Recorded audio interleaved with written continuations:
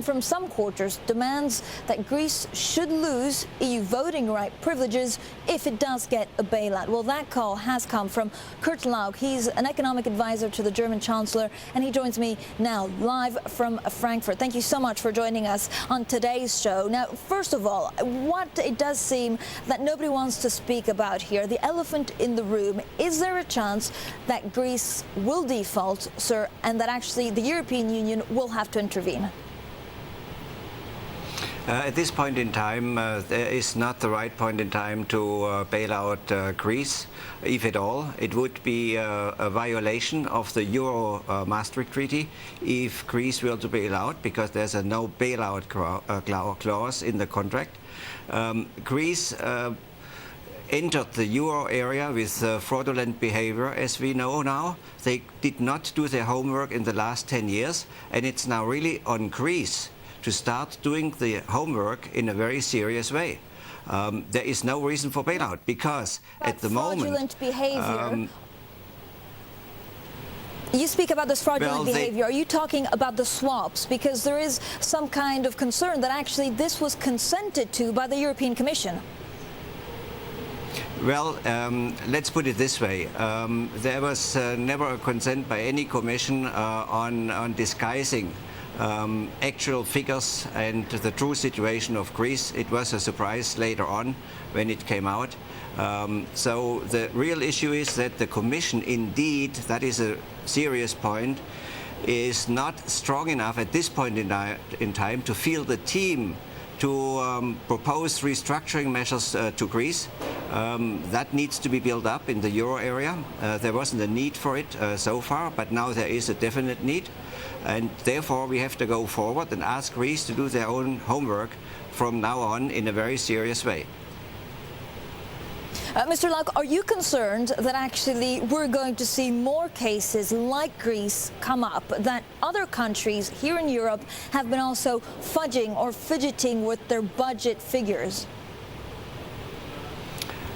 Well, we see a very serious effort by Ireland to solve its difficult situation by themselves. That is a good example.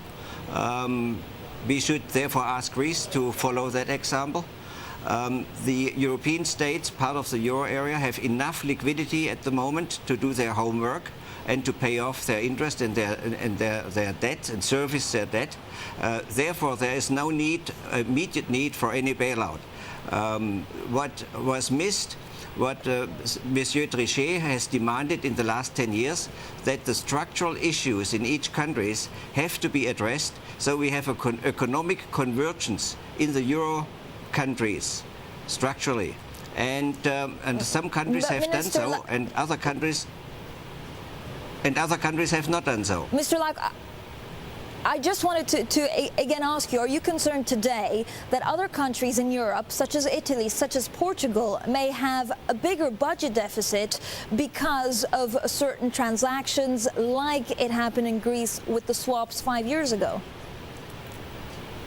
No, I think the first country in line is Greece, and if we are tough on Greece, the others will do their homework, and there will be no need for any other country to follow. We do have a number of weaker economic countries. They are more hit by the financial crisis and by structural issues like Spain in the construction area. But it is all within the possibilities of those governments to address those issues. There is no need for the European community to step in any case, in any country at this point in time.